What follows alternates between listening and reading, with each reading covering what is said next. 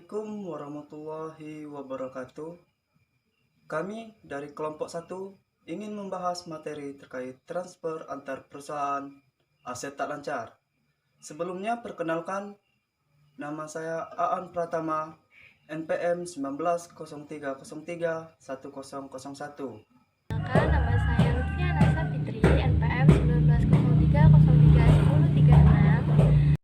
Saya Daniel Vika Pangesti, NPM 1903030109. Perkenalkan, nama saya Muhammad Iqbal dari jurusan Akuntansi Syariah, NPM 1903031038. Perkenalkan, nama saya Haris Bagus Nugraha, NPM 1903031026.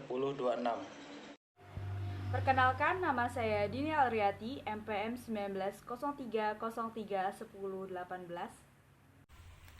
Perkenalkan, nama saya Nur Aini, NPM 1903031013. Transfer antar perusahaan aset tak lancar,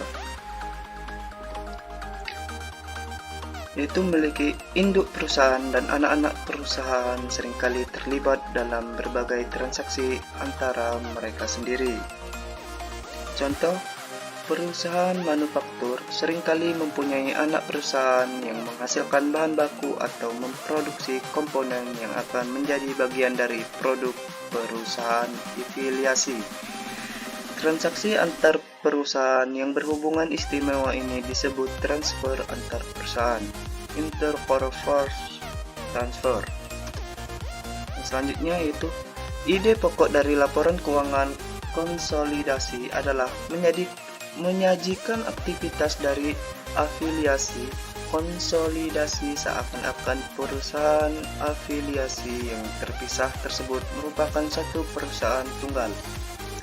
Oleh karena perusahaan tunggal tidak diperbolehkan untuk memasukkan transaksi internal dalam laporan keuangannya, maka entitas konsolidasi juga harus mengeluarkan seluruh pengaruh dari transaksi yang terjadi di dalam entitas konsolidasi dari laporan keuangannya.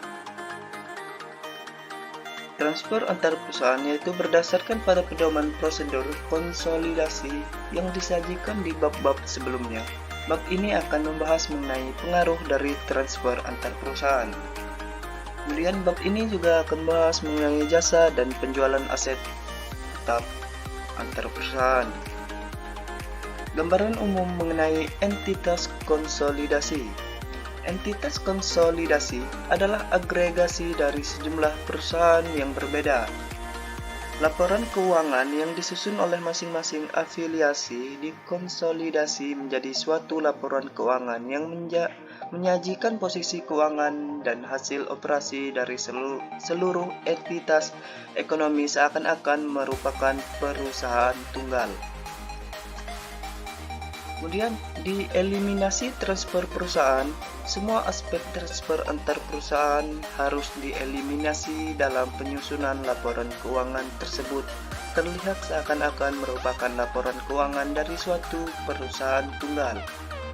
PSAK 65, laporan keuangan konsolidasi menyebutkan saldo antar perusahaan, pembeli dan penjual serta pengeluaran atau beban sebagai contoh dari saldo antar perusahaan dan transaksi yang harus dieliminasi.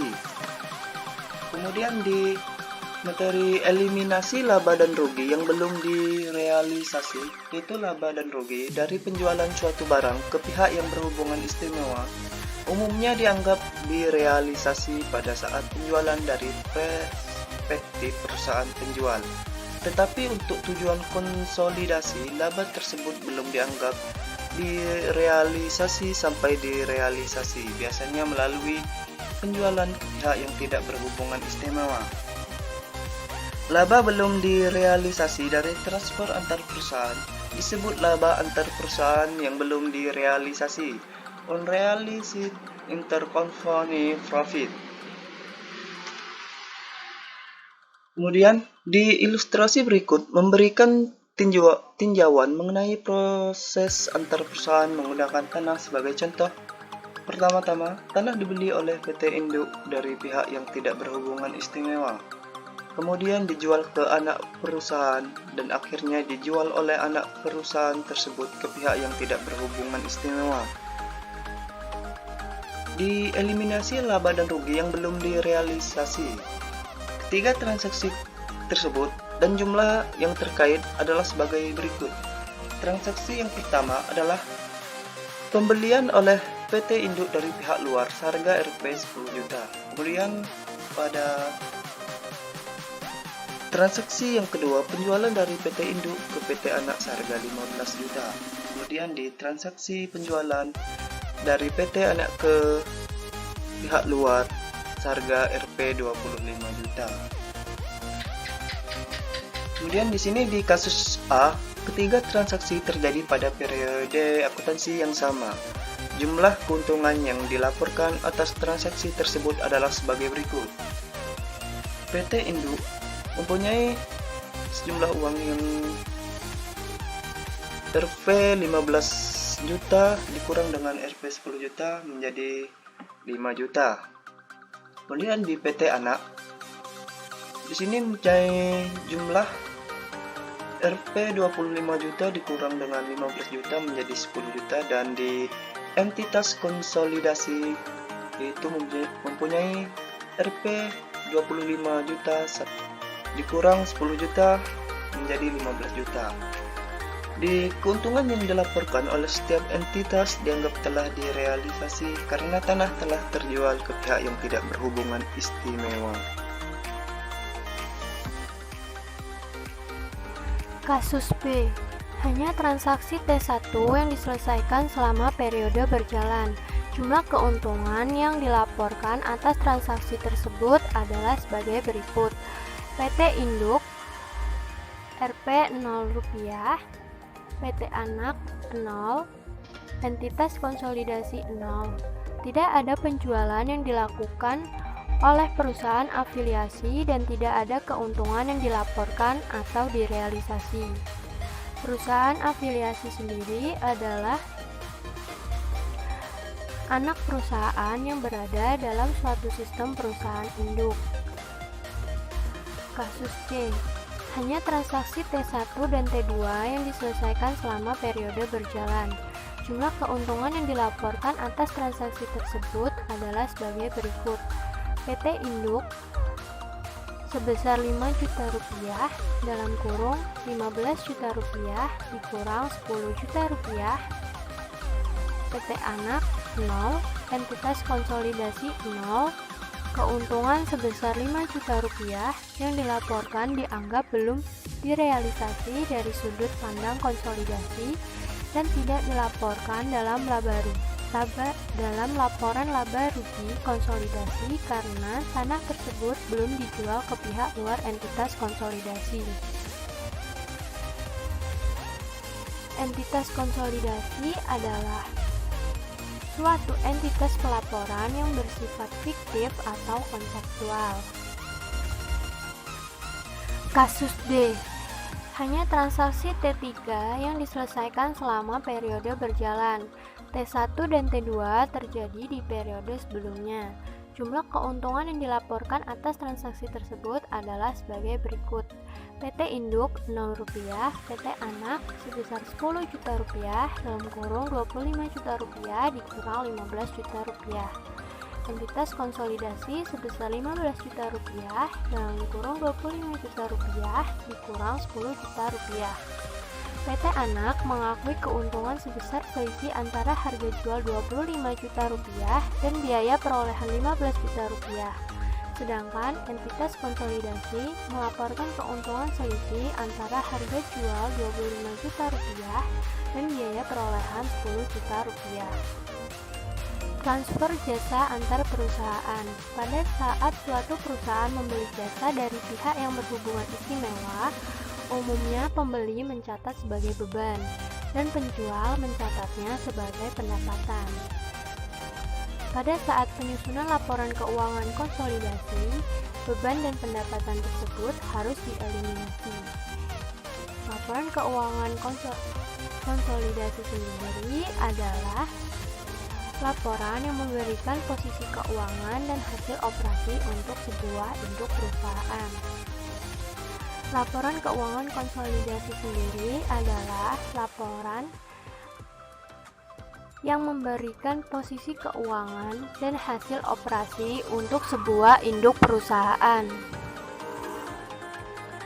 Transfer tanah pada nilai buku. Pada saat tanah ditransfer antara pihak berhubungan istimewa dan nilai bukunya, tidak ada penyesuaian atau eliminasi khusus yang diperlukan dalam penyusunan laporan keuangan konsolidasi. Jika suatu perusahaan membeli tanah seharga 10 juta rupiah dan menjual ke anak perusahaan seharga 10 juta rupiah, maka aset tersebut terus dinilai sebesar 10 juta rupiah. Biaya perolehan awal dari entitas konsolidasi dicatat dengan jurnal pada induk perusahaan, yaitu kas pada tanah masing-masing sebesar 10 juta rupiah, pada anak perusahaan yaitu kas pada tanah masing-masing 10 juta rupiah. Transfer tanah pada nilai buku. Transfer tanah yang lebih tinggi atau lebih rendah dari nilai bukunya memerlukan perlakuan khusus dalam proses konsolidasi. Keuntungan atau kerugian entitas penjual harus dieliminasi karena tanah tersebut masih dimiliki entitas konsolidasi dan tidak ada keuntungan atau kerugian yang dilaporkan dalam laporan keuangan konsolidasi sampai tanah tersebut dijual ke pihak luar entitas konsolidasi.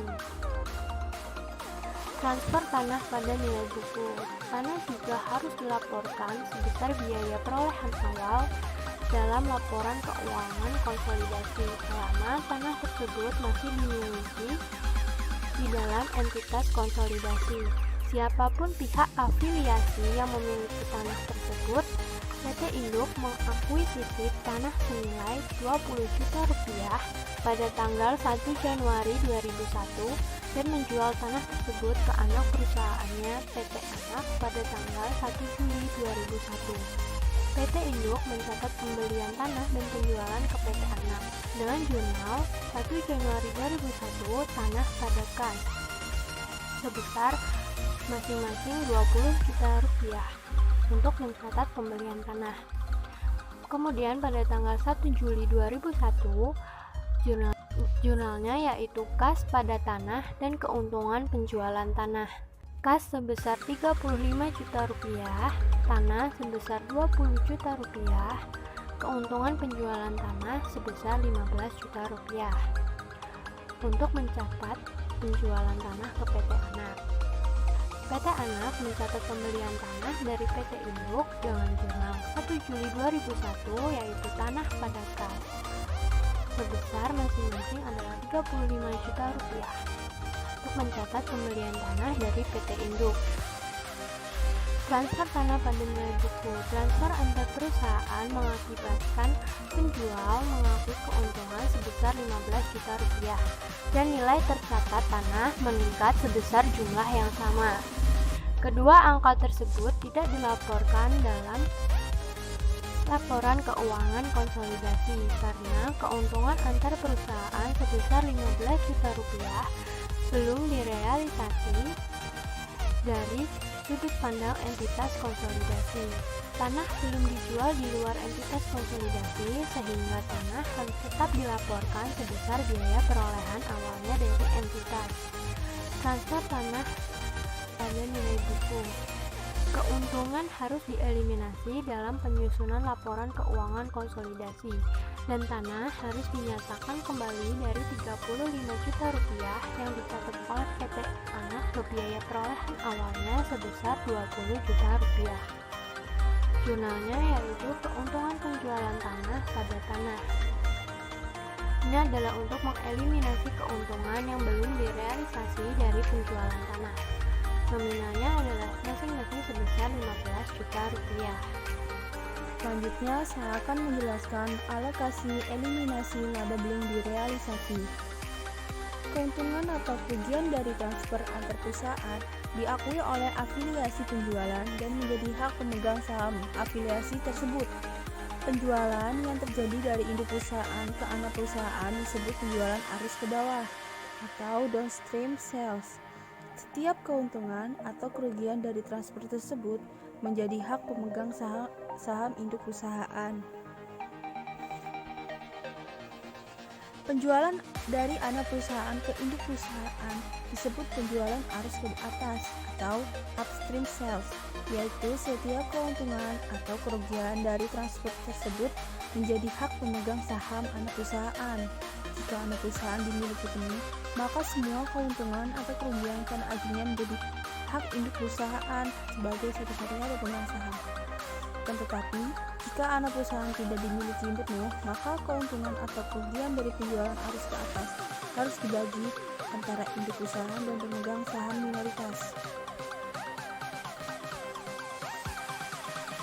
Contohnya, PT Ideal memiliki 75% saham biasa dari PT Akasia.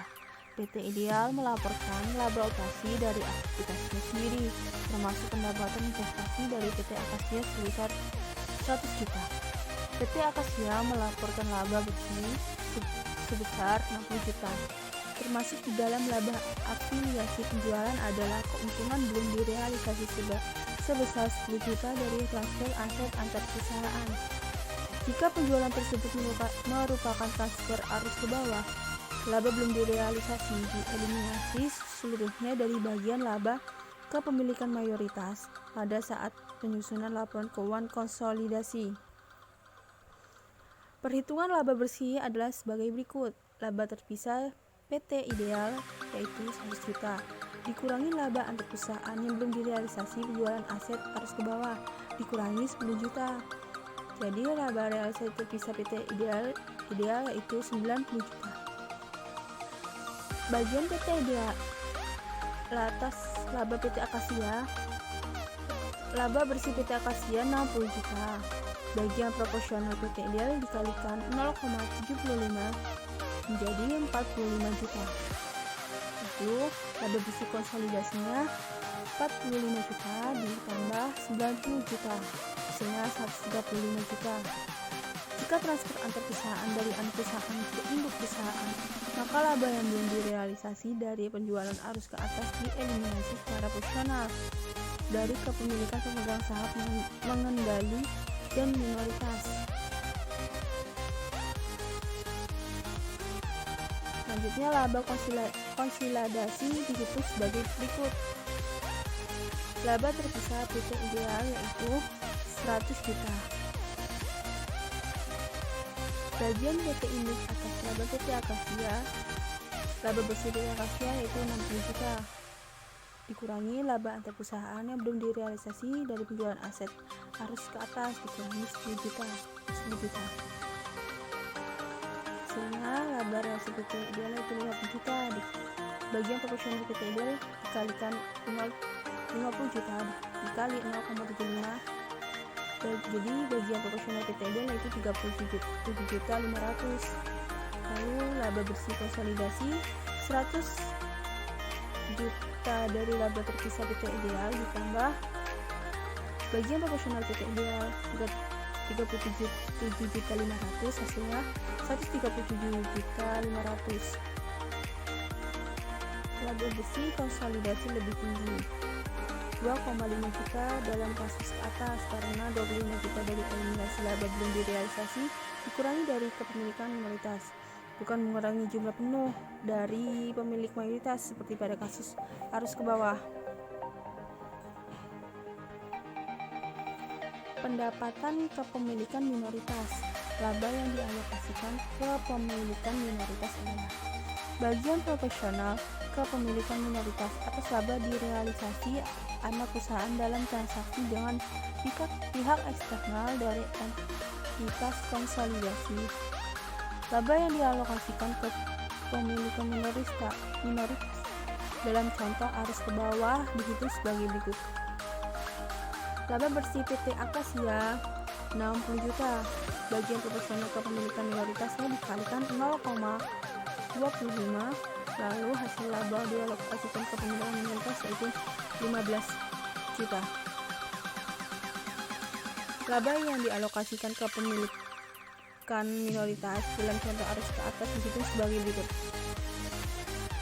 Laba bersih PT Akasia 60 juta dikurangi keuntungan belum direalisasi dari penjualan aset arus ke atas dikurangi 10 juta, jadi laba bersih direalisasi PT Akasia itu 50 juta.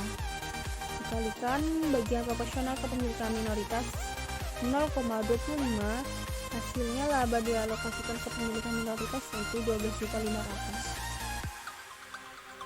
Tujuan arus ke bawah. PT Induk memiliki 80% saham PT Anak pada tanggal 31 Desember 2010 pada nilai buku saham sebesar 240 juta. Pada tanggal 1 Juli 2011 PT Induk menjual tanah ke PT Anak seharga 35 juta. PT Induk semula memiliki tanah tersebut pada tanggal 1 Januari 2011 seharga 20 juta. PT Anak masih memiliki tanah tersebut selama tahun 2011 dan tahun-tahun berikutnya. Selama tahun 2011, PT Induk melaporkan laba terpisah sebesar 155 juta, terdiri atas laba dari operasi reguler sebesar 140 juta dan keuntungan penjualan tanah sebesar 15 juta. PT Induk mengumumkan dividen sebesar 60 juta. PT Ada melaporkan laba bersih sebesar 50 juta dan mengumumkan dividen sebesar 30 juta. PT Induk mencatat investasinya di PT Anak menggunakan metode ekuitas dasar, di mana PT Induk mencatat bagiannya atas laba bersih dan dividen PT Anak, tapi tidak menyesuaikan untuk laba antar perusahaan belum direalisasi.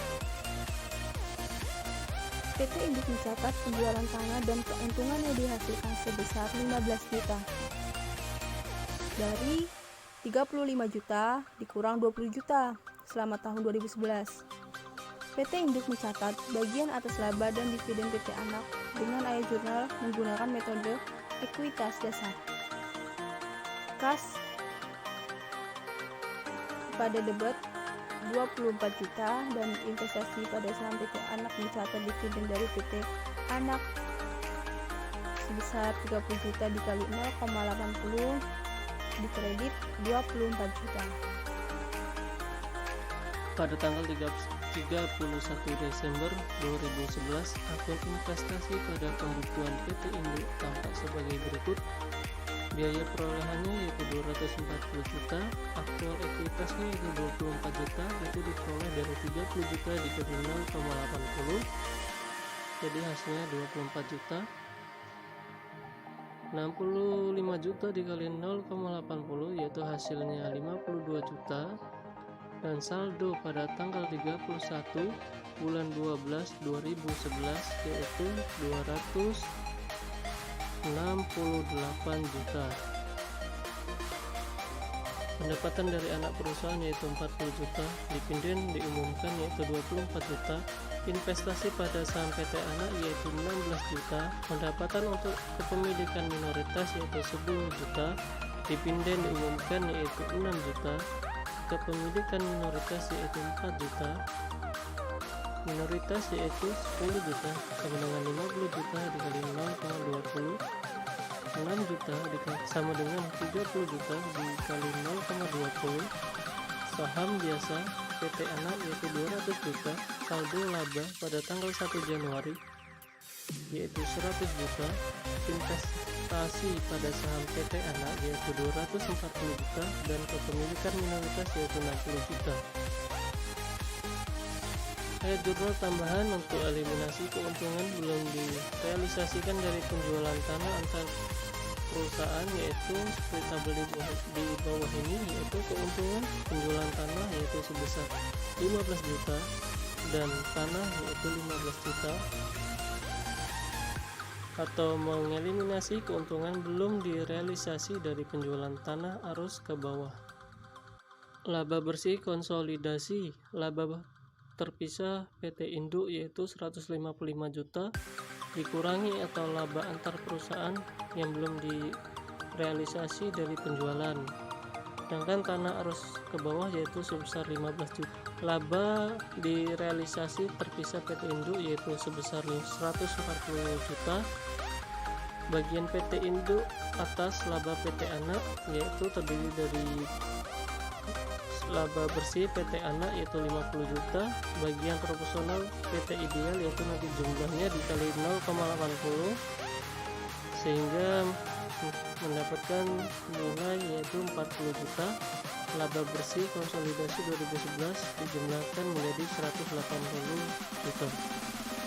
Kepemilikan minoritas yaitu nilai buku PT anak pada tanggal 31 Desember 2011 yaitu saham biasa 200 juta, saldo laba yaitu 120 juta, total nilai buku yaitu sama dengan 320 juta. Bagian proporsional pemegang saham minoritas yaitu nanti jumlahnya dikali 0,20. Kepemilikan minoritas pada tanggal 3 Desember 2011 yaitu hasilnya 64 juta. Penjual arus ke atas yaitu PT anak mengakui keuntungan dari penjualan tanah ke PT induk seluruhnya dari operasi normalnya sebesar 15 juta. Selain laba yang diperoleh dari operasi regulernya yaitu sebesar 50 juta sehingga laba bersih PT anak untuk tahun 2011 sebesar 65 juta. Laba terpisah yaitu PT induk sebesar 150 juta dan PT induk mencatat ayat jurnal menggunakan metode ekuitas dasar untuk mencerminkan bagiannya atas laba dan dividen PT anak. Kas yaitu 24 juta dan investasi pada saham PT anak yaitu 24 juta. Hasil 24 juta itu dari 30 juta dikali 0,80 sehingga hasilnya 24 juta. Investasi pada saham PT anak yaitu 52 juta. Pendapatan dari anak perusahaan yaitu 50 juta. Hasilnya dari mencatat dividen dari PT anak itu jumlahnya 65 juta dan dikali 0,80 dan hasilnya yaitu menjadi 52 juta. Pada tanggal 31 Desember 2011 akun investasi pada pembukuan PT induk yaitu sebagai berikut. Ini adalah tabel investasi pada saham PT anak yaitu yang pertama biaya yang sudah diperoleh yaitu 240 juta, aktual ekuitas yaitu 24 juta, saldo pada tanggal 31 bulan 12 2011 yaitu hasilnya 268 juta dan ini sudah ada caranya, semoga bisa dipahami. Kertas kerja konsolidasi 2011 yaitu pendapatan dari anak perusahaan yaitu sebesar 52 juta, dividen diumumkan yaitu 24 juta, investasi pada saham PT anak yaitu 28 juta, perusahaan yaitu pendapatan untuk kepemilikan minoritas yaitu 10 juta, dividen diumumkan yaitu 6 juta, kepemilikan minoritas yaitu sebesar 4 juta. Mengalokasikan laba ke pemilik minoritas yaitu sebagai berikut. 10 juta sama dengan 65 juta dikurang 15 juta dikali 0,20. 6 juta sama dengan 30 juta dikali 0,20. Nah itu caranya. Saham biasa pada PT anak yaitu 200 juta, saldo laba 1 Januari yaitu 100 juta, investasi pada saham PT anak yaitu sebesar 240 juta, kepemilikan minoritas yaitu 60 juta atau mengeliminasi saldo investasi awal. Ayat jurnal tambahan untuk eliminasi keuntungan belum direalisasi dari penjual tanah ke antara perusahaan. 1 yaitu tabelnya keuntungan penjualan tanah yaitu sebesar 15 juta, tanah yaitu 15 juta, atau mengeliminasi keuntungan belum direalisasi dari penjual tanah harus ke atas. Ayat jurnal tambahan untuk eliminasi keuntungan belum direalisasi dari penjualan tanah antar perusahaan. Keuntungan penjualan tanah 15 juta, tanah 15 juta. Laba bersih konsolidasi. Laba terpisah PT induk 140 juta. Bagian PT Induk atas laba PT Anak. Laba bersih PT Anak 65 juta. Bagian proporsional PT Ideal kali 0,80. Laba bersih konsolidasi 2011 40 juta. Jadi total 180 juta. Kepemilikan minoritas. Nilai buku PT Anak 31 Desember 2011. Saham biasa 200 juta, saldo laba 120 juta, total nilai buku 320 juta. Bagian profesional pemegang saham minoritas kali 0,20. Kepemilikan minoritas 31 Desember 2011 64 juta. Dalam periode di mana keuntungan yang belum direalisasi timbul dari penjualan antar perusahaan, jurnal penghilangan kertas kerja digunakan dalam proses konsolidasi untuk menghilangkan keuntungan atau kerugian yang dicatat oleh penjual dan untuk menyelesaikan jumlah aset yang dilaporkan kembali ke harga awal yang dibayarkan oleh penjualan.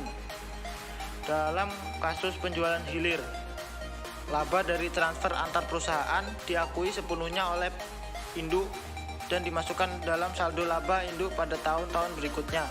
Oleh karena itu, catatan penghapusan berikut diperlukan dalam kertas kerja konsolidasi.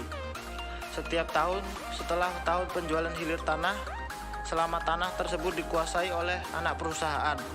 Saldo laba 1 Januari 212.319.000. Tanah 212.319.000. Dalam kasus hulu, laba antar perusahaan diakui oleh anak perusahaan. Entitas induk mengakui bagian proporsional dari keuntungan tersebut. Dan jumlah tersebut dimasukkan dalam saldo laba awal induk pada tahun-tahun berikutnya. Keuntungan antar perusahaan yang belum direalisasi dieliminasi dari neraca tanah yang dilaporkan dan secara profesional dari kepemilikan anak perusahaan dengan ayat jurnal sebagai berikut. Saldo laba 1 Januari 169.855.200 rupiah. Bunga non kontrol 42.463.800 rupiah. Tanah 212.319.000 rupiah. Disposisi aset selanjutnya, keuntungan yang belum direalisasi dari penjualan aset antar perusahaan dipandang sebagai realisasi pada saat aset tersebut dijual kembali kepada pihak eksternal. Untuk tujuan konsolidasi, keuntungan atau kerugian yang diakui oleh afiliasi yang menjual kepada pihak eksternal harus disesuaikan dengan keuntungan atau kerugian antar perusahaan yang sebelumnya belum direalisasi. Sementara laba atau rugi penjualan yang dilaporkan atas penjualan eksternal didasarkan pada biaya afiliasi tersebut. Keuntungan atau kerugian yang dilaporkan oleh entitas yang dikonsolidasi didasarkan pada biaya aset kepada entitas terkonsolidasi, yang merupakan biaya yang dikeluarkan oleh afiliasi yang membeli aset tersebut. Ketika keuntungan antar perusahaan yang sebelumnya belum direalisasikan, efek dari proses penghapusan laba harus dibalik. Pada saat direalisasi, jumlah penuh dari laba antar perusahaan yang ditangguhkan ditambahkan kembali ke dalam penghitungan pendapatan konsolidasi dan dialihkan ke kepentingan pemegang saham yang semula dieliminasi. Dalam kertas kerja konsolidasi, tanah tidak perlu lagi dikurangi dengan keuntungan antar perusahaan yang sebelum direalisasi karena keuntungan sekarang sudah direalisasikan dari tanah tidak lagi dikuasai oleh entitas yang dikonsolidasi. Jurnal penghapusan berikut dibuat dalam kertas kerja konsolidasi dan disiapkan pada tahun tanah tersebut dijual kembali kepada pihak luar. Saldo laba 1 Januari 212.319.000 rupiah. Keuntungan dari penjualan tanah 212.319.000 rupiah. Keuntungan antar perusahaan yang belum direalisasi atas aset yang dapat dimortisasi dipandang sebagai direalisasikan secara bertahap selama sisa umur ekonomis aset seperti yang digunakan oleh afiliasi pembelian untuk menghasilkan pendapatan dari pihak yang tidak terafiliasi. Akibatnya, sebagian dari keuntungan atau kerugian yang belum direalisasi setiap periode sebagai manfaat yang diperoleh dari aset dan potensi jasa berakhir. yang melibatkan aset yang dapat didepresiasi, yang kedua penjualan hilir, yang ketiga ada entry konsolidasi, yang keempat perubahan estimasi umur aset, yang kelima ada penjualan hulu, dan yang terakhir ada transfer layanan perusahaan. Yang pertama ada transfer yang melibatkan aset yang dapat didepresiasi. Jumlah penyusutan yang diakui dalam pembukuan perusahaan setiap periode atas aset yang dibeli dari afiliasi didasarkan pada biaya transfer antar perusahaan. Dari sudut pandang konsolidasi, bagaimanapun perusahaan harus didasarkan pada biaya aset ke entitas yang konsolidasi. Yang kedua ada penjualan hilir. Induk menjual peralatan kepada entitas anak pada tanggal 31 Desember 2011 seharga 7 juta rupiah. Peralatan tersebut dibeli oleh induk 3 tahun yang lalu dengan harga 9 juta rupiah. Penyusutan peralatan dihitung berdasarkan total umur 10 tahun menggunakan penyusutan garis lurus tanpa nilai sisa. Selanjutnya ada entry konsolidasi. Diperlukan untuk menghilangkan pengaruh transaksi antara perusahaan pada tahun tersebut dari transaksi yaitu 2011. Bangunan dan peralatan atau 9 juta dikurang 7 juta sama dengan 2 juta. Keuntungan penjualan peralatan adalah 700.000, akumulasi penyusutan adalah 2.700.000 rupiah. Hilangkan keuntungan yang belum direalisasi dari penjualan peralatan hilir, nyatakan kembali akun terkait seolah-olah transfer tidak pernah terjadi. Yang selanjutnya ada perubahan estimasi umur aset. Ketika aset yang dapat disusutkan ditransfer antar perusahaan, perusahaan dalam estimasi umur ekonomis yang tersisa mungkin tepat. Misalnya, perusahaan yang mengakuisisi dapat menggunakan aset dalam jenis proses produksi yang berbeda, atau frekuensi penggunaan dapat berubah. Yang selanjutnya adalah penjualan hulu. Perlakuan atas keuntungan yang belum direalisasi yang timbul dari penjualan antar perusahaan hulu identik dengan hilir, kecuali bahwa yang belum dianalisasi. Yang selanjutnya adalah transfer layanan antar perusahaan. Perusahaan terkait sering membeli layanan dari satu sama lain. Layanan ini mungkin dari berbagai jenis, tetapi pembelian antar perusahaan untuk konsolidasi, teknik, pemasaran, dan layanan pemeliharaan adalah hal yang umum. Transfer layanan antar perusahaan. Ketika suatu perusahaan membeli layanan dari perusahaan terkait, pembeli biasanya mencatat pengeluaran dan penjual mencatat pendapatan. Pada saat laporan keuangan konsolidasian disusun, baik beban maupun pendapatan harus dieliminasi. Contohnya, jika orang tua menjual jasa konsultasi kepada anak perusahaan seharga $50.000, maka orang tua tersebut akan mengakui $50.000 dari pendapatan konsultasi pada pembukuannya, dan anak perusahaan tersebut akan mengakui biaya konsultasi sebesar $50.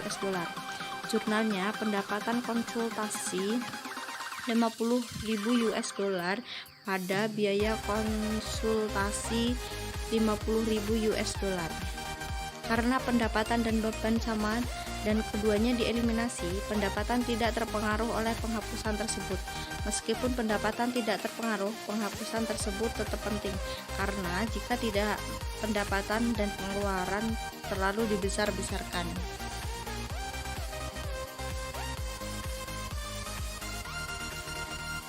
Pendekatan sederhana diambil dalam menghilangkan transfer layanan antar perusahaan dengan mengasumsikan bahwa layanan menguntungkan periode berjalan. Oleh karena itu, setiap keuntungan antar perusahaan atas layanan menjadi direalisasikan dalam periode transfer.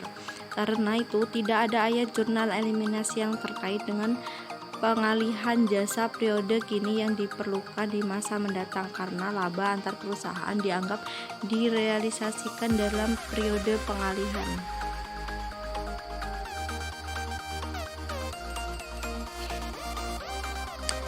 Namun, dalam beberapa kasus realisasi laba antar perusahaan atas jasa tersebut tidak terjadi selama jasa tersebut diberikan dan jumlahnya signifikan. Misalnya, jika perusahaan induk mengenakan biaya kepada anak perusahaan untuk jasa arsitektur untuk merancang fasilitas manufaktur baru untuk anak perusahaan tersebut akan memasukkan biaya tersebut ke dalam biaya kapitalisasi fasilitas baru tersebut. Dari sudut pandang konsolidasian, setiap laba yang diakui entitas induk atas penjualan jasa antar perusahaan, pendapatan atas biaya penyediaan layanan harus dieliminasi dari biaya perolehan fasilitas baru yang dilaporkan sampai laba antar perusahaan terrealisasi. Realisasi akan dianggap terjadi selama masa pakai fasilitas. Dengan demikian, ayat jurnal yang mengeliminasi diperlukan masing-masing yang serupa dengan pengalihan aset tetap antar perusahaan. Pengalihan yang melibatkan aset yang dapat diubah, hak produksi, hak paten, dan jenis aset tidak berwujud lainnya dapat dijual kepada perusahaan afiliasi. Benda tak berwujud yang dapat diamortisasi biasanya dilaporkan sebesar sisa saldo yang belum diamortisasi tanpa menggunakan akun kontra. Selain mengurangi akumulasi amortisasi aset tak berwujud dengan biaya aset, penjualan aset tak berwujud antar perusahaan diperlukan sama dalam konsolidasi dengan penjualan aset berwujud antar perusahaan.